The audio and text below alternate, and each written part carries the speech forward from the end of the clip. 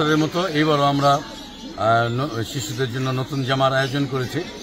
আমাদের দেশনেত্রী বেগম খালেদা জিয়া এবং তারেক রহমানের পক্ষ থেকে আমরা প্রায় 5 শতাধিক শিশুর মধ্যে নতুন জামা ফ্রি উপহার দেব।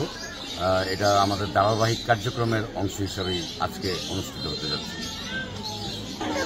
আমরা বিগত বছরগুলির মতো এবারও বাচ্চাদের নতুন জামা কাপড় দেওয়ার জন্য, ঈদের আনন্দকে আরেকটু বাড়িয়ে দেওয়ার জন্য ফ্রি নতুন জামা দেওয়ার ব্যবস্থা করেছি। দেশনেত্রী বেগম খালেদা জিয়া এবং তারেক রহমানের পক্ষ থেকে আজকে আমাদের এই আয়োজন। আমরা আজকে প্রায় 500 শিশুকে নতুন পোশাক দিব এবং আমাদের নেতা তারেক রহমান চায় যে বিএনপি নেতাকর্মীরা তৃণমূলের মানুষের সাথে, এবারে রূপ পর্যায়ের মানুষের সাথে যেন সম্পৃক্ত হতে পারে। আসলে আমরা তারেক রহমানের নির্দেশনার পরিপ্রেক্ষিতেই মানুষের আরও কাছাকাছি যাওয়ার জন্য এই ব্যবস্থাটি নিয়েছি।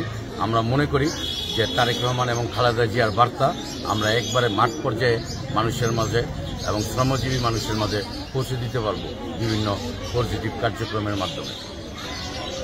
ঈদ উল ফিতর উপলক্ষে বিএনপির ভারপ্রাপ্ত চেয়ারম্যান তারেক রহমানের পক্ষ থেকে 5 শতাধিক সুবিধা বঞ্চিত শিশুকে ঈদ উপলক্ষে নতুন জামা উপহার দিয়েছেন নারায়ণগঞ্জ মহানগর যুবদলের সাবেক সভাপতি ও বিএনপি নেতা মাকসুদুল আলম খন্দকার খোরশেদ।